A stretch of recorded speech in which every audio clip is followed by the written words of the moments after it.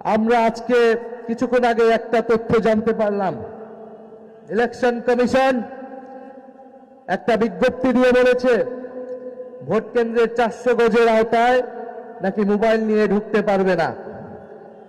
Election commission কোন জায়গা থেকে এই আইন, এই বিধিবিধান বের করছে আমরা জানি না।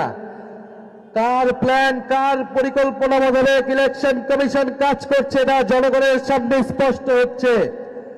আমরা হুঁশিয়ারি দিচ্ছি, আজকে সন্ধ্যার মধ্যে দিনের আলো থাকতে থাকতে এই বিধিবিধান পরিবর্তন করেন, আগামীকাল নাহলে ইলেকশন কমিশন ঘেরাও হবে। আমরা এতদিন কিছু বলি নাই, সব সহ্য করে গিয়েছি। ইলেকশনের দ্বার প্রান্তে এসে, ইলেকশনের প্রাক্কালে এসে এই ধরনের ভোট কারচুপি, মিডিয়াকে ব্ল্যাক আউট করে দেওয়া হবে, মানুষের কণ্ঠস্বর, মানুষের তথ্য অধিকারকে রোধ করে দেওয়া হবে। এই ধরনের কোন আইন করা হলে সেই আইন মেনে নেওয়া হবে না ইনশাআল্লাহ। আমাদের প্রতিনিধিরা আজকে ইলেকশন কমিশনে যাচ্ছে।